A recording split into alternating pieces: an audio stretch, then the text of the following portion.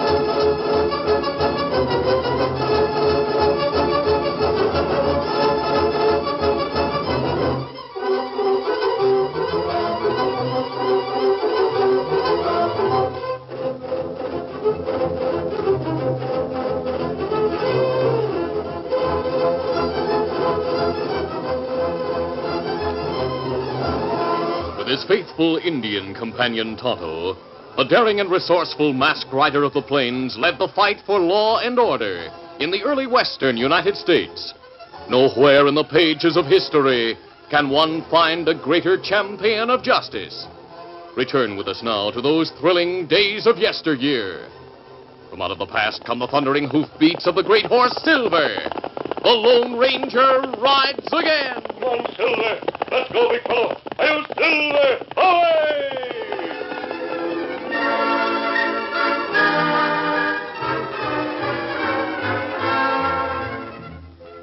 During the latter days of the War of the States, the Confederacy was desperately in need of gold. There were sympathetic gold mine owners in the rich community of Gold Creek in the Colorado Territory. They collected $1 million in bullion. It was loaded into heavy wagons, and Jim Bledsoe was in charge of the brave volunteers who were to take the wagons to far-off Virginia. They were ready to leave in the middle of the night. 1 million in gold. That'll mean a lot to Jeff Davis. Yeah, it will if it gets past the blockade. Blockade? Jim Bledsoe knows about it. The Northerners know there'll be an attempt to take gold to Virginia. And they'll have plenty of troops watching all the trails. Do you think you can get through, Jim? I hope to, by avoiding the trails. You may be sure we'll do our best, and I'll promise you this. If we see that we can't get through, we'll try to make sure the Northerners don't get the gold.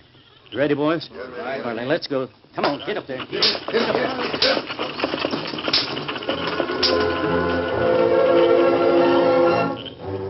$1 million in gold bullion left Gold Creek that night. Months later, lifeless bodies found in an arid, remote valley were identified as those of Jim Bledsoe and his companions. But the gold in the wagons and the horses that drew the wagons seemingly disappeared into thin air. The war gave way to peace. Years later, in 1876, Colorado was admitted to the Union. And that year in Washington, a middle-aged man named Jonathan Drake lay on his deathbed, dictating to a younger man, his secretary. You've been dictating steadily, Mr. Drake. Don't you want to rest a little while? No, Merkel. My life expectancy is very short. I must finish this document. Is my son here? Yes, sir. He's waiting in the library. He knows what the doctors have said about my heart? Yes, sir. Very well, I'll continue. Where was I? You had just finished telling about the wagons that had left Gold Creek on the night of April 14th. Oh, yes. I am the sole survivor of that party. It was generally believed that Jim Bledsoe and everyone in the party were killed by the Union soldiers. This is not true. I survived. Though wounded, I managed to crawl away from the valley. Indians found me and took care of me until I was able to return to my wife and son in the East. I alone know where the wagons with their gold cargo are hidden. You do, sir? Please don't interrupt me. Sorry, Mr. Drake. My son will leave St. Joe by stagecoach on the 15th of the month, carrying a map showing where the gold is buried. I pray that you will see that it is recovered and used to good advantage. That is all, Michael. Write the letter and bring it to me. You haven't told me where to send it, sir. My son will see that it's mailed. Ask him to come here. And the maps? Please do as I request. Ask my son to come here. Very well.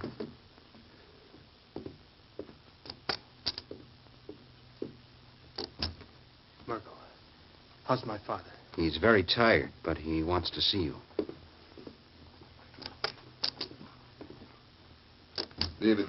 Dad, I don't care what the doctors say. You're going to be all right. You're not an old man. Oh, the doctors are right, son. I know it. I haven't been well for many years. But I have no complaint. I've seen you grow to manhood. If you promise to follow my instructions to the letter, I'll die content. I'll do anything you ask. David, have you ever heard of the Lone Ranger? Oh, yes, sir. He just completed a mission for the government. Here, David. This envelope is addressed to a padre in the West. You'll see that the letter inside is given to the Lone Ranger. But, sir, the envelope is empty. I've dictated the letter to Merkel. He'll give it to you when it's written. I want no one but you to know where the letter is sent. You may read it before mailing. Yes, sir. And here, son, is a map. I drew it myself. It's small, so you can conceal it easily. I want you to go to St. Joseph, Missouri. Leave there on the westbound stage on the 15th of the month. Go to the Padre's mission. The address is on the envelope. Why not send the map with your letter, sir? The letter might be lost or stolen. It might go astray or fall into the wrong hands. If so, it will be worthless without the map. I see. I want the letter to go ahead in the hope that the Padre will have the Lone Ranger waiting at the mission when you arrive. Son, be sure you hand that map to the Lone Ranger. No one else. Jonathan Drake died 1 week after the letter was mailed to the Padre. Following the funeral, Merkel, the secretary, left Washington, ostensibly to take work elsewhere. A few days later, David Drake started on his trip. He reached St. Joseph, Missouri, and boarded a stagecoach on the 15th of the month, in accordance with his father's last request.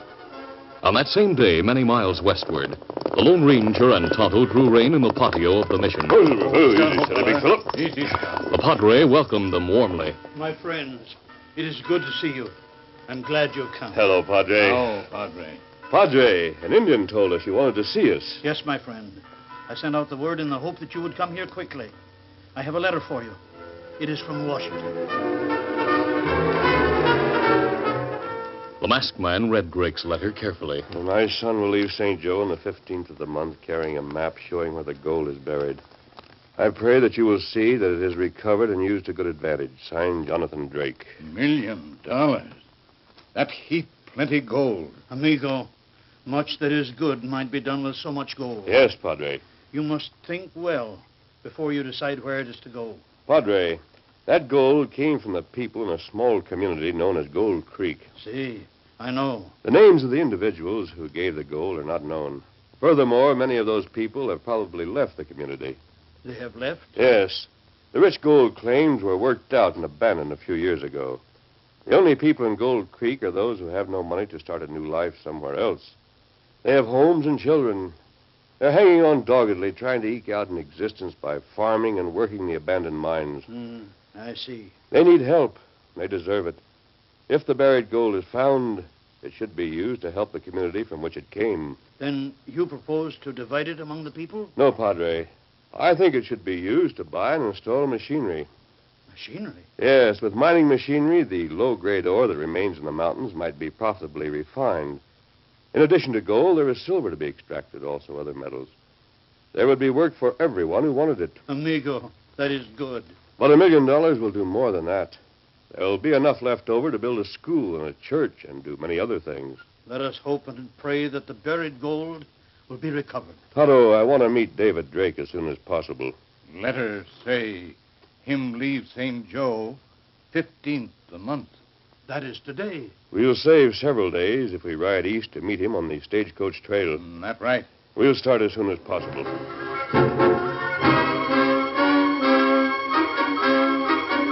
Sunset found the Lone Ranger and Tonto riding east. And at the same time, Dave Drake headed in the opposite direction in a stagecoach from St. Joe. At sunset of the same day, Merkel sat in a cafe in the town of Orville. Orville was on the stagecoach trail about halfway between St. Joe and Gold Creek. Merkel had gone there soon after the death of his employer, Jonathan Drake, and had waited several days for the arrival of a man named Gorman. He rose from his seat as Gorman entered the cafe and approached the table. Well, Gorman, glad to see you. Hello, Merkel. Sit down. Thanks. I'd begun to wonder if you received my letter. You told me to come here with 4 or 5 men I could trust.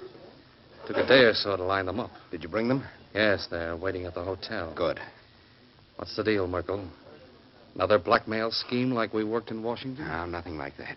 You know, you gave me the short end of that deal. You made a lot of money. Yes, but I was the front man. I was the fall guy. I was the one who had to run and hide when things got hot. You'll be glad I was able to remain in Washington as Drake's secretary when you hear what I have lined up. Well, it better be good, Merkel. Is $1 million good? Paper money? Gold bullion.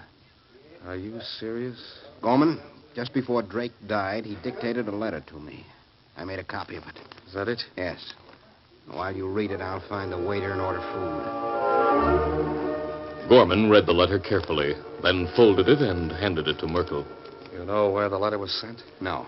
Didn't you mail it? No, Gorman. Drake had his son mail it. Guess he didn't trust you too far. That doesn't matter. The map is the important thing. Drake's son has the map. Yes. You have a copy of it? No, we'll have to get the original. And he's on the stagecoach. Right. In other words, we'll have to hold up the stage. That's why I asked you to bring men with you. Well, even after losing the map, young Drake would go on to his destination. There he'd find help. He'd probably remember the general location of the buried gold. Might even remember enough to draw another map. That's right, Gorman. There's just one way to be sure Dave Drake will not make trouble. In addition to holding up a stagecoach, we'll have to commit murder. We're playing for high stakes. Yes, and we'll hang if we're caught. The prize is $1 million in gold. All right, Marco. I'm with you on one condition. What's that? You share the risk. When we played our game in Washington, you stayed in the background. When the lid blew off, I was the one who had to run and hide. You were in the clear. Well, on this deal, you pack a gun and help the rest of us hold up the stage. Well, all right.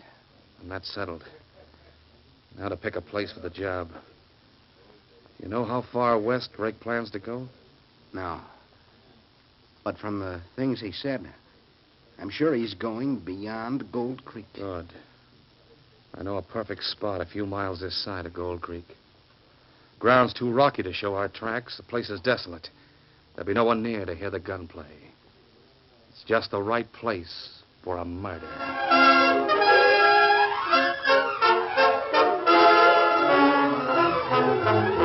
The curtain falls on the first act of our Lone Ranger adventure.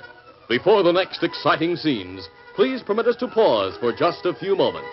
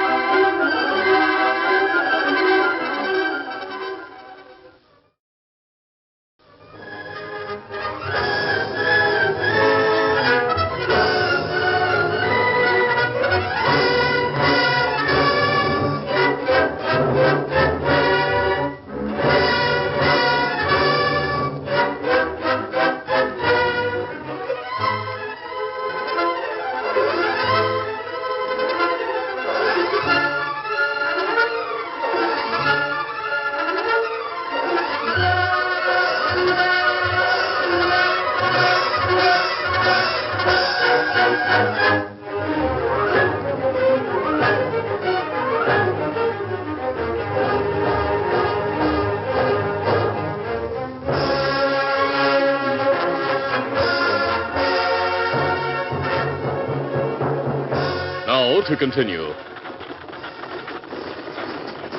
Oh, there. Oh, steady. The stagecoach arrived in Orville on schedule, and Dave Drake was the only passenger. He stepped out to stretch his legs and saw the driver climbing down from the high seat. How long do we stop here, driver? Long enough to change horses. Walk around if you don't mind to. Oh, good. I'm going to look at rifles. There's a first-rate store right next door. Oh, yes, I saw it. You'll have at least half an hour. All right.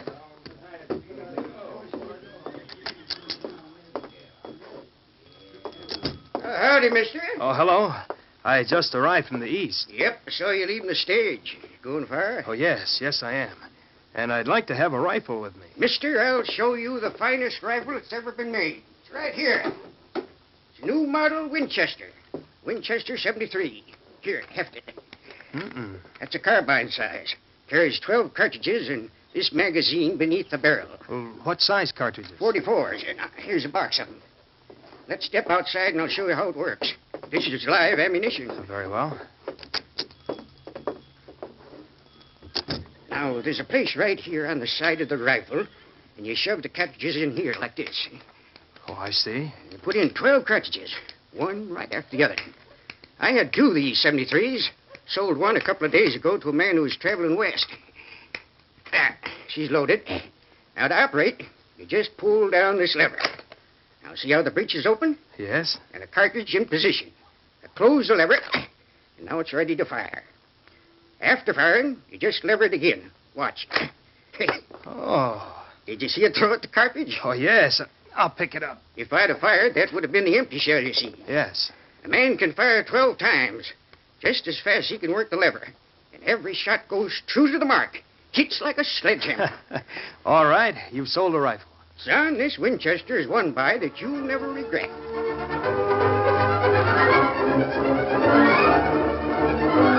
Proudly holding his new Winchester, Dave boarded the stage and the trip continued. Come on, get up there. Get up.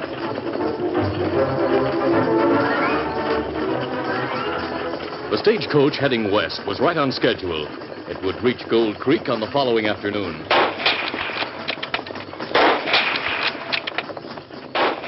From time to time, Dave Drake amused himself by firing out the window at rocks and tree trunks. The floor of the stagecoach was littered with empty shells.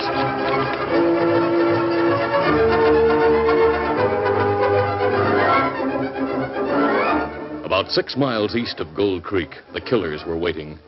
Gorman had bought a Winchester like Dave's. Finest rifle I ever saw. I'll pick off the driver of that stage with the first shot. You wait and see. It's Drake we're after. Well, I have to get the driver first. It'll be harder to hit a man inside the stage. But we'll get him.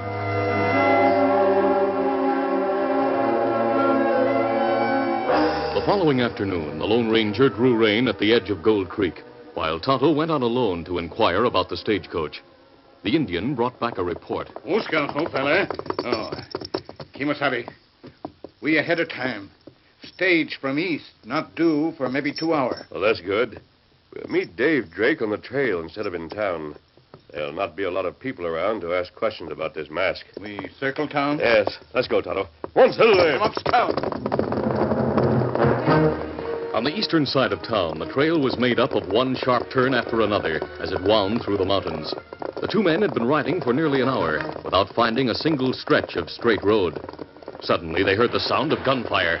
Someone shooting. That means trouble. Come on, silver. Come up, Scout.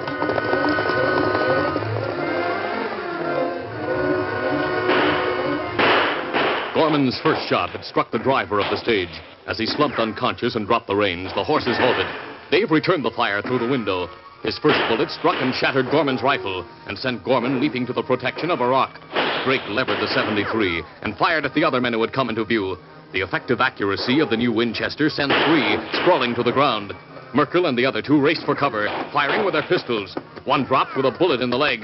The remaining 2 reached the rock that sheltered Gorman. Gorman, I didn't figure on anything like this. I smashed my rifle. All I have left is this 6-gun. Keep firing, Merkel. You too, Jake. I can hardly see him inside that stage. Just pour lead into it. One of the bullets is sure to hit him. Oh, yeah. He stopped shooting.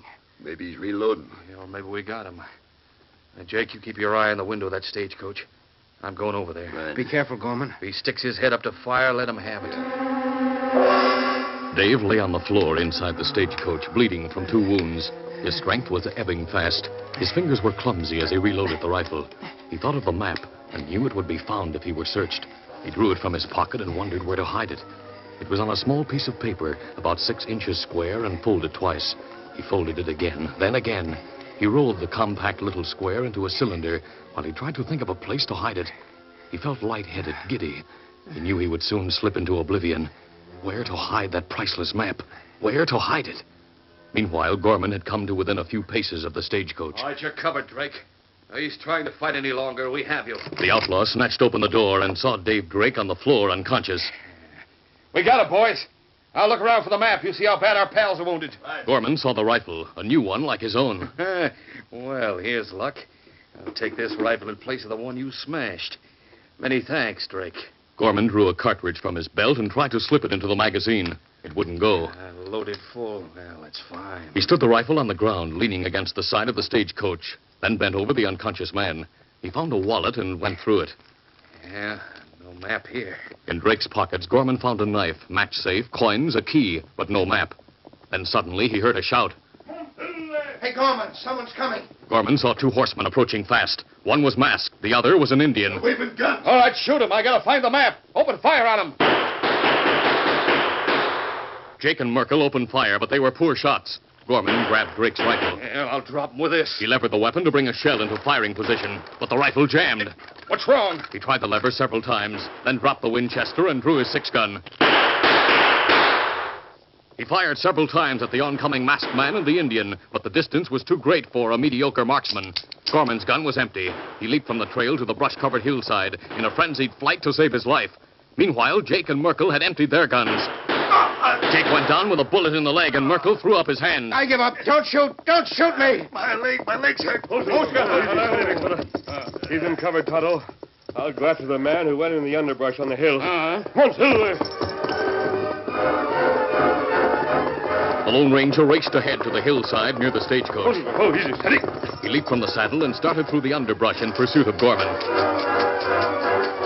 Gorman slipped and stumbled on the steep hillside. He needed both hands to hang on. There was no chance to reload his gun. He looked over his shoulder and saw the masked man coming. I want you. Keep away, you hear?